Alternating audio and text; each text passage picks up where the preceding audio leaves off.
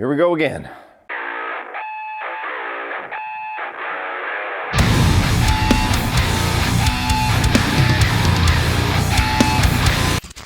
So The Last House on the Left tells a story of two girls that get brutalized by a group of psychopaths, and then those psychopaths unwittingly stumble upon the vengeful parents. What's up, everybody? Well, if you have not been following my channel here lately, or if you're finding me for the first time, I am 3 films deep in a Wes Craven review series, and being that his first 2 films have been remade here somewhat recently, I figured what better time than to talk about those remakes as well, and this is the first one, The Last House on the Left remake from 2009. Here next, I'll be talking about the Hills Have Eyes remake, as well as the sequel to that, while continuing on with my Wes Craven review series. So if you're a fan of Wes Craven, a fan of horror films, or a fan of either of these franchises that I'm going to be talking about right now, please hit that subscribe button so you don't miss any of the carnage coming in the next couple of weeks.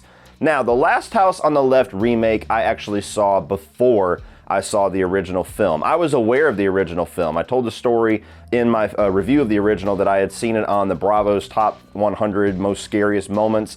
And so the film had been on my radar. I just didn't really have the desire to go watch it, I guess, because I knew what type of film that it was. And it wasn't readily available like it is nowadays with the Blu-rays and the Arrow video release. And I think even Shout Factory might have a release of it. Could be wrong. But the 2009 remake came out. It looked good enough from the trailers. I liked a couple of the people that were involved as far as the actors, and I was just fresh out of high school, so I was still kind of forming my adult opinion about what movies I like, what style I like, what I don't like, all of that. So I gave this movie a shot, and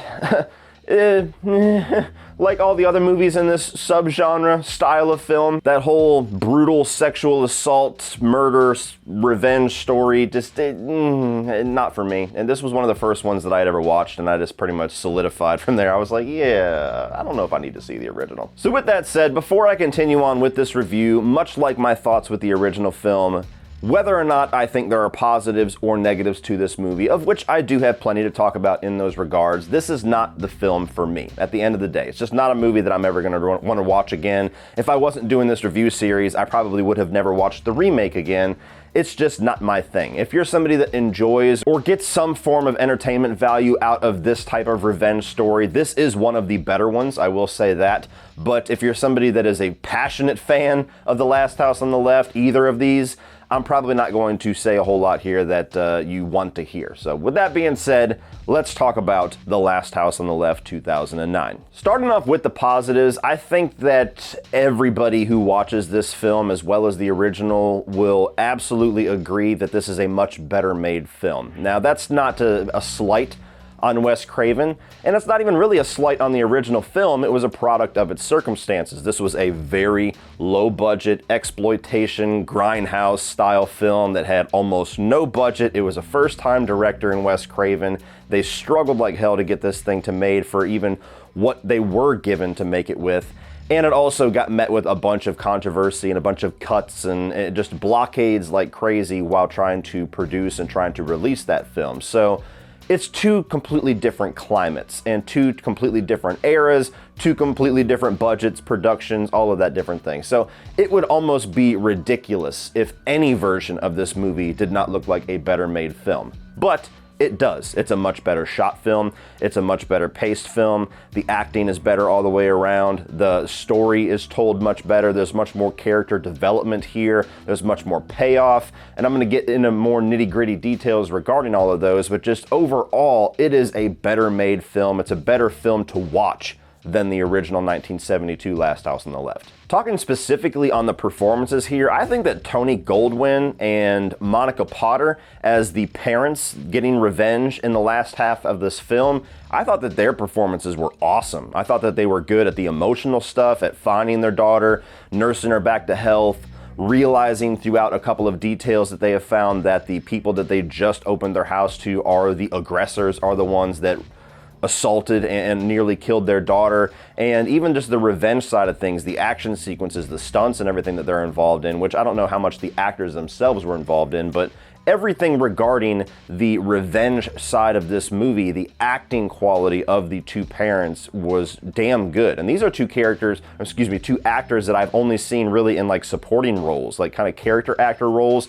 and they kind of take the lead in the last half of this film, and they do a damn good job. I'm kind of surprised that, maybe not necessarily because of this film, but just in general, I haven't seen more from these two actors, because they have a lot of talent here. And even on the other side of things, of the psychopaths, I thought that all of the performances and the characters themselves were much better on that side of things as well. You've got Garrett Dillahunt playing Krug this time around, and he's a much more interesting character. He's absolutely despicable. He's absolutely psychotic. They didn't water that side of the character down at all, but he's got a little bit more personality to him here. He's got a little bit more of a sick, twisted humor. Like, there's a spot near the end of the film where he's yelling down to Tony Goldwyn about, "You guys did a bang up job on my brother. He is really fucking dead down there." And just moments like that, even though this guy is horrendous and despicable, you kind of laugh. And for a moment there, you kind of like his personality. So it's like this weird little balance they find with him. But he was much more engaging as like the lead psycho. And of course, you guys know I'm a Breaking Bad whore, and I love the fact that Aaron Paul is in this movie. I actually saw him in this movie before I became a fan of Breaking Bad, and didn't even really realize that that was Aaron Paul for a long time until seeing pictures of this movie, and I was like, holy shit, he was in that movie, wasn't he?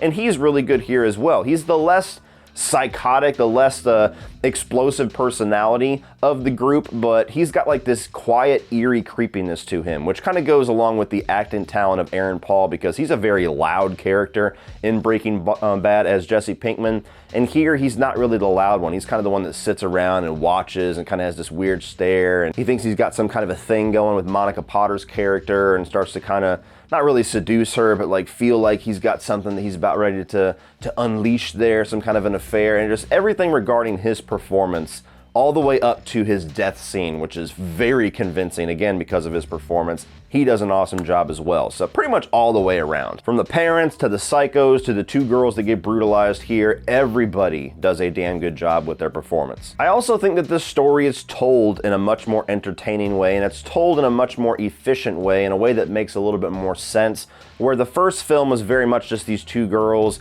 come across this really weird guy who promises them pot. They end up inside of this room, and then from then on, their fates are pretty much fucked.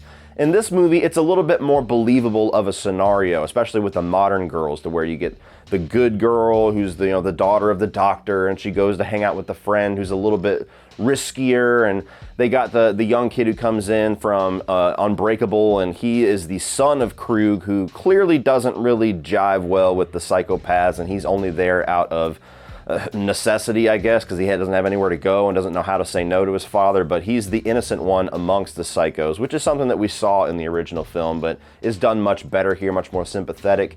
And being that he's this young, fairly attractive kid, they kind of come in with him and start smoking pot in his hotel room, and then the killers just come into that situation.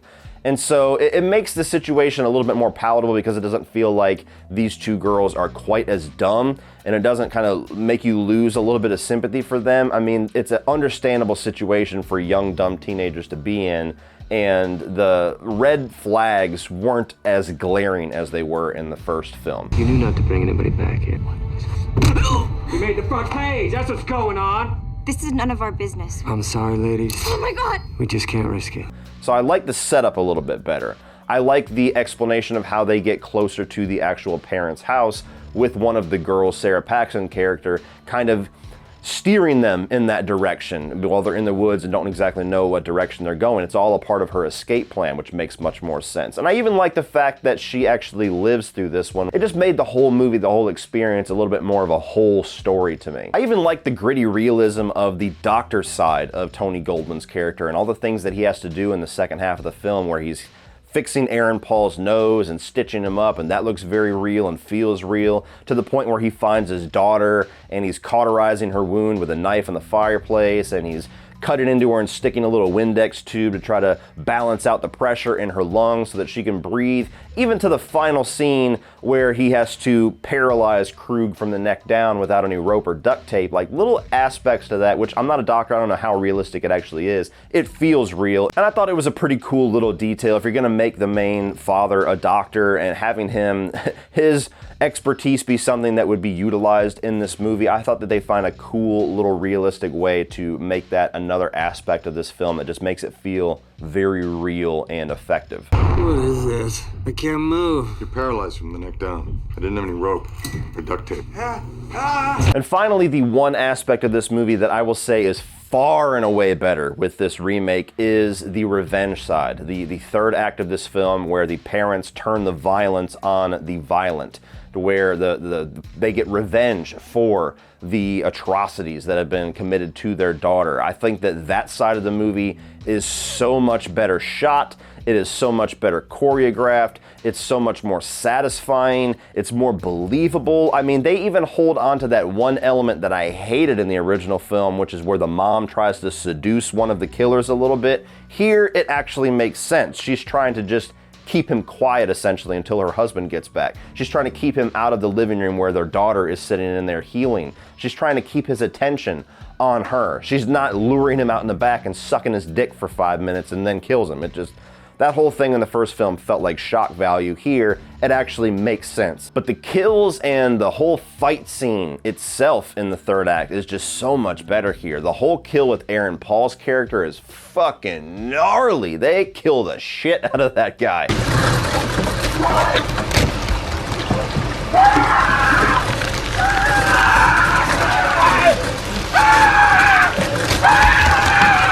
And that whole scene is brutal and it's awesome and it's so satisfying. Then you get into the actual fight scene where first they're fighting Krug and his girlfriend in that room, and Krug ends up jumping out, and then they have this little fight in the bathroom where there's like 3 or 4 people involved, and eventually just getting shot in the face, which was a really realistic effect too whenever that chick gets shot. But the actual fight scene between Tony Goldwyn's character and Krug, where it goes from the hallway where he's getting thrown against bookshelves, he gets thrown through the little railings on the upper floor and falls into another desk. Like, all of the stunt work and all of like the breakaway props and everything that they use in this scene was really effective. It looks like this guy was just getting his ass handed to him. And then eventually the final kill, which I'm a little bit mixed on just because of the seriousness of it and the goofiness of it with the microwave. It's still a very satisfying kill because you want something very just disgusting and painful to happen to the guy who is Krug. But everything about this third act, the side of the movie that you're actually supposed to enjoy, I can actually enjoy it with this one. Where the last film, it was just so limited in budget and so old and dated and goofy the way that they executed it that it makes the film really unpleasant to watch, which is kind of the intention when you don't get to the end and get any form of satisfaction from the side that's supposed to balance out all of the brutality of the first 2 acts. This film found that balance. Now, as far as negatives to this film, we'll get the obvious one out now, especially if you have seen my review of the original Last House on the Left. I just don't really like this type of film. I'm not somebody that can't watch assault scenes. I'm not somebody that has some kind of a past trauma or any real world reason why I would be adverse to that. It's just something that does not entertain me whatsoever. And even when you have a movie like this that tries to balance it with a third act revenge to try to give you that satisfaction, it's just not an experience that I like to have. You know, it's not something that I reach for. It's not the type of movie that I would ever be in the mood to grab and put on again. These have all been one-time watches for me, if I ever do actually watch them. So this might be the only film in this entire subgenre of assault revenge movies that I have actually watched twice just because of the circumstance. And rewatch value plays very heavily in how I rate a film, because some of my most favorite films of all time are ones that I continuously watch multiple times a year, at least once a year, something that's a tradition like Planes, Trains, and Automobiles on Thanksgiving Day. Those are the movies that I cherish the most, that I just endlessly love to re-experience. And this type of film is something that I never like to re-experience. So just the rewatch value alone and my entertainment value throughout the runtime really is just non-existent with a film like this. But aside from that, the only 2 things that I can kind of say are a little bit negative about this film, and they're not huge negatives, one of which is that because this is a much more professional movie, it's much more well-made, it is much more efficient, it looks better, it feels better, they get rid of a lot of the weirdness and a lot of the strange things that don't make any sense with the first film, like the weird, campy, goofy cops and the strange music, just things that just make it an off-kilter experience that don't make any sense in modern filmmaking. Because they do that, they kind of shave off the corners and make this a little bit less interesting of a movie. I would always prefer to watch this one, and I would always recommend this one if I had to over the original film, because the original film is just so unpleasant to watch, and I just can't I can't think of anybody that I could recommend that movie to and go, you would love this. But the first film is always going to have the legacy because it's a much more interesting movie, because of the time that it came out, because of who made it, because of the circumstances surrounding the controversy, because of how far it went for a movie in 1972. That is always going to be the Last House on the Left movie that we remember and that we talk about and that we discuss. Whereas this remake, I think a lot of people would agree it's a better film, but is it going to stay in the horror pop culture consciousness as long as the original has? I don't think it will. And kind of going along with all of that, I feel like this movie also doesn't exactly have a clear purpose. Now, we all know what the motivation for this movie was. It was to make money, of course. You got a recognizable name by one of the greatest horror directors ever made. It's the remake craze of the 2000s. Let's go ahead and revisit Last House on the Left, make it again, clean it up. And I think for that purpose, they did a pretty damn good job.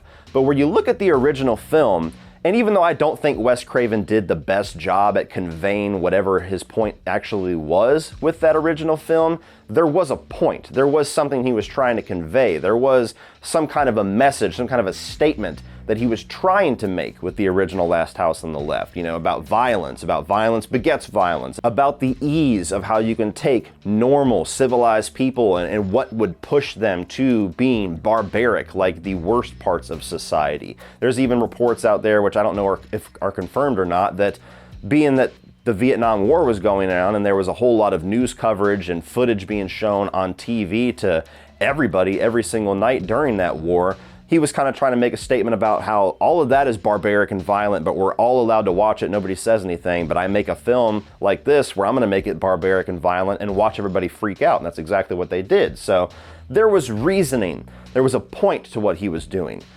I don't think there's any point to this movie. I don't think there's any purpose. I kind of feel like Brian Lomax. What's this film trying to say? Bollocks. Justice League's awesome. There's nothing that this movie is trying to say. There's nothing that this movie is trying to convey to its audience. And even if you did want to say that it's trying to just, you know, reestablish that whole point about violence begets violence and how one's no better than the other, the movie doesn't even really do a good job at that, because it kind of clouds it all with the kid of Krug, to where the violence kind of feels more justified here because there's good that comes out of it. Not only do they save their lives, they save their daughter's life, but they also save this kid from this situation. So it kind of clouds even that original concept. So if you're looking for a movie that has something brewing beneath the surface, if you're looking for a film that has a theme or some kind of a narrative exploration of something beyond the surface, I don't think this movie is one of those films. You climb through the rubble, you dig everything out, you clean the blood off of it, and this is just taking something that was made for a point and just glossing it up, making it a more modern, a little bit more palatable version of that original film. So all in all, guys, I think if you like the original Last House on the Left and you like that kind of assault revenge type movie, if you like that subgenre, this is one of the better ones. This is one of the better horror remakes. It's a very well-made movie. It's just not a movie that I have a whole lot of interest in ever watching again, which I've kind of stated clearly with the first film. It fits very comfortably into that category of films for me. So while I do think this is better, I would prefer this over the original, I would recommend this over the original, it's still not necessarily a movie that I could full on say that I enjoy or that I recommend in general. So for the remake of The Last House on the Left, know who you are, know whether or not this type of film is for you, but if you are somebody that enjoys this type of movie, I would definitely say to check it out. But in general, I'm gonna tell everybody to just err on the side of caution and check it out online and stream it. So what do you guys think of the Last House on the Left remake? Are you somebody that loves the original and watches this one? What are your thoughts in comparison to the original? Are you somebody that dislikes the original? How does this one compare for you? Let me know down below. This does seem to be one of those remakes that more people like than don't. So I'm curious if you think that it's better than the original. Answer that question down below in the comment section, and we will talk about it. And stay tuned, because we're about to talk about Swamp Thing tomorrow, another first-time watch for me in Wes Craven's filmography. So like and share this video, hit that subscribe button so you don't miss that Swamp Thing review tomorrow. Thank you guys for watching, as always, and remember, opinions are like assholes, but that doesn't mean that you have to be.